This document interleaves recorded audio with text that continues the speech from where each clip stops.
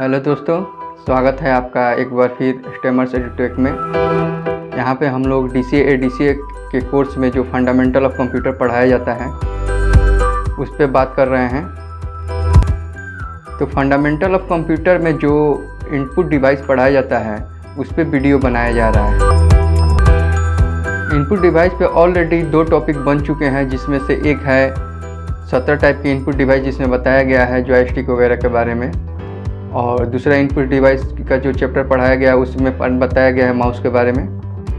तो आप लोगों को रिक्वेस्ट है कि इस वीडियो के साथ साथ आप लोग उस वीडियो को भी देख लें। उन दोनों वीडियो को देख लीजिएगा तो आप लोगों का इनपुट डिवाइस पूरी तरह से क्लियर हो जाएगा। यहाँ पे हम लोग स्कैनर के बारे में बात करेंगे। स्कैनर एक इनपुट डिवाइस है, उसके बारे में बात होगा। हम लोग यहाँ पे इस तरह का कोर्स तैयार कर रहे हैं जिससे आप किसी भी फील्ड में हो और वहाँ पे आप लोग फंडामेंटल ऑफ कंप्यूटर पढ़ना चाहते हो तो आपको ये वीडियो पूरी तरह से हेल्पफुल लगे और आपका पूरा डाउट क्लियर हो जाए। इसीलिए डिटेल्स में आपको वीडियो बना के दिया जा रहा है। तो जाहिर सी बात है कि टॉपिक लंबा हो जाएगा और वीडियो लेट आएंगे। आप लोगों से रिक्वेस्ट है कि जितने भी वीडियो बनाए जा रहे हैं उन वीडियो को एक एक करके पूरी तरह से डिटेल्स में देखें ताकि हमारा मेहनत सफल हो, आपको अच्छे से समझ में भी आए। टॉपिक ऐसा तैयार कराया जा रहा है कि आप घर बैठे DCA ADCA का कोर्स या फिर फंडामेंटल ऑफ कंप्यूटर का कोर्स आसानी से कर सकें। तो आप लोगों से रिक्वेस्ट है कि इस चैनल के साथ बने रहें, इसको सब्सक्राइब कर लें और उसके बाद से इस वीडियो को लाइक कर लें। और जो भी प्रॉब्लम आप लोगों को आ रहा है इस वीडियो से पढ़ते वक्त तो आप कमेंट करके बताइए, हम लोग आपका सोल्यूशन ज़रूर निकालेंगे और उस टॉपिक पे वीडियो बनाएंगे। जो भी प्रॉब्लम आपका होगा उसका सॉर्ट आउट करेंगे।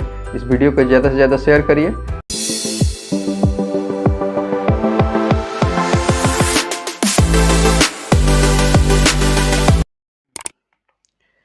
स्कैनर इनपुट के रूप में इमेज और पेजेस के टेक्स्ट का यूज करता है। यह इमेज या डॉक्यूमेंट को स्कैन करता है। यह इमेज को डिजिटल फॉर्मेट में बदलने के लिए ऑप्टिकल कैरेक्टर रिकॉग्नाइजेशन टेक्निक का इस्तेमाल करता है। यानी कि हम लोग स्कैनर से जितने भी तरह के हार्ड कॉपी हैं उसको स्कैन करके सॉफ्ट कॉपी में कन्वर्ट कर लेते हैं। उसके बाद से इसको हम अपने ज़रूरत के हिसाब से उसका इस्तेमाल करते हैं। हम लोग बहुत तरह के स्कैनर का इस्तेमाल करते हैं, मगर यहाँ पे हम लोग जो लार्जेस्ट यूज होने वाले स्कैनर हैं उनके बारे में बात करेंगे। चलिए देख लेते हैं कितने तरह के स्कैनर होते हैं। पहला हमारा होता है फ्लैटेड स्कैनर, दूसरा होता है हैंड हेल्ड स्कैनर, तीसरा हमारा होता है सीट फीड स्कैनर, चौथा हमारा होता है ड्रम स्कैनर, पांचवा हमारा होता है फोटो स्कैनर। इन पांचों तरह के स्कैनर में हम लोग यहाँ पे पढ़ेंगे। इसके अलावा भी बहुत सारे स्कैनर इस्तेमाल में आते हैं, उसको जब आपको ज़रूरत पड़ेगी तो वहाँ पे उसके बारे में पढ़ लीजिएगा। यहाँ पे उन स्कैनरों के बारे में बताया जा रहा है जो जनरल लाइफ के इस्तेमाल में आते हैं। तो चलिए एक एक करके हम सारे स्कैनर के बारे में बात करते हैं। तो सबसे पहले हम लोग जान लेते हैं फ्लैटेड स्कैनर के बारे में। फ्लैटेड स्कैनर जो है वो फ्लैट सरफेस का बना होता है। इसमें एक ग्लास पेन और एक मूविंग ऑप्टिकल CIS जिसको कॉन्टैक्ट इमेज सेंसर या CCD चार्ज कपल्ड डिवाइस लगा रहता है। ये दोनों तरह के डिवाइस इसके अंदर लगे होते हैं जिसकी वजह से हम डॉक्यूमेंट को स्कैन कर पाते हैं। इसमें लाइट ग्लास पेन पे मूव करता है और डॉक्यूमेंट को स्कैन करता है। इस प्रकार इसकी डिजिटल कॉपी तैयार करता है।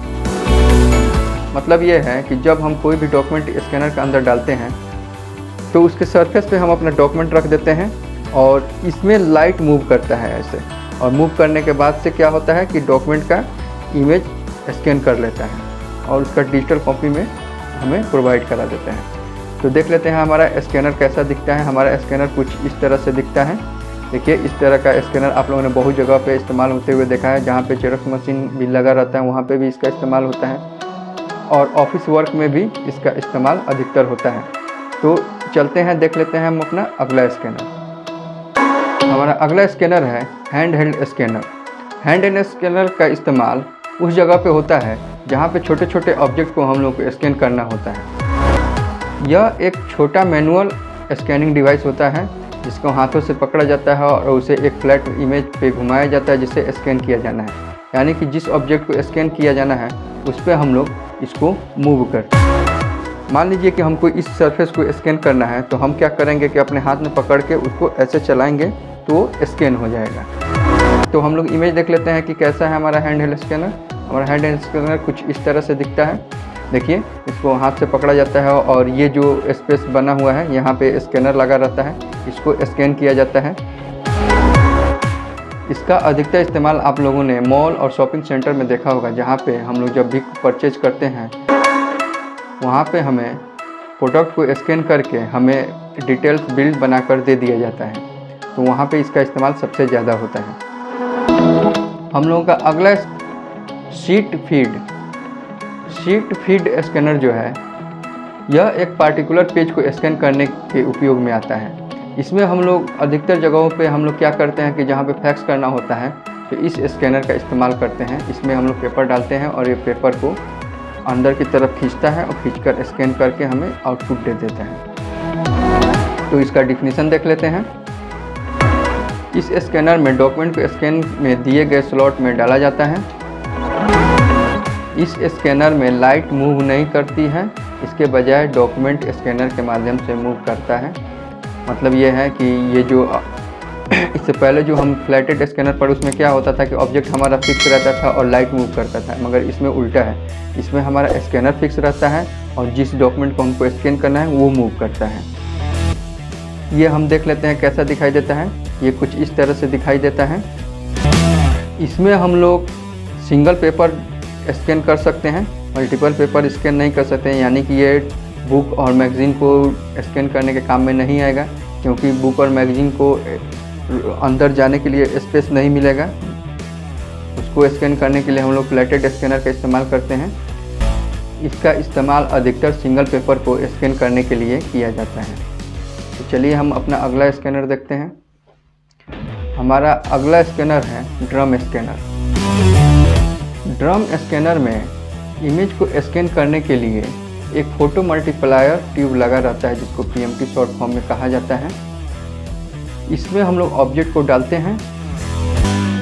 इमेज को एक ग्लास ट्यूब पे रखा जाता है और लाइट इमेज के ऊपर मूव करता है, जो उस इमेज का प्रतिबिंब बनाता है, जिसे PMT द्वारा कैप्चर किया जाता है और प्रोसेस किया जाता है। मतलब ये है कि एक ग्लास बना रहता है, ग्लास के अंदर हम लोग ऑब्जेक्ट को डाल देते हैं और उसके इर्द गिर्द लाइट मूव करता है, जिससे उस प्रोडक्ट का इमेज हम लोगों को मिल जाता है। ये 3D इमेज लेने के लिए अधिकतर इस्तेमाल किया जाता है और ये हाई रेजोल्यूशन का होता है। तो देख लेते हैं हमारा ड्रम स्कैनर दिखता कैसा है। ड्रम स्कैनर हमारा कुछ इस तरह से दिखता है।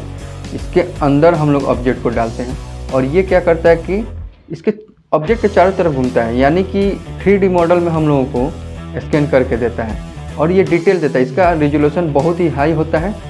इसका इस्तेमाल पुरातत्व विभाग वाले अधिकतर करते हैं, जो पुराने ऑब्जेक्ट का स्कैन करके उसका इमेज के रूप में, डिजिटल कॉपी के रूप में रखना चाहते हैं। चलते हैं हम अपना अगला स्कैनर देख लेते हैं। हमारा अगला स्कैनर है फोटो स्कैनर। फोटो स्कैनर का इस्तेमाल आप लोगों ने अधिकतर जगहों पे होते हुए देखा होगा। यह तस्वीरों को स्कैन करने के लिए डिज़ाइन किया गया है। इसमें उच्च रिजोल्यूशन और कलर की गहराई होती है, जो फोटोग्राफ को स्कैन करने के लिए आवश्यक होती है।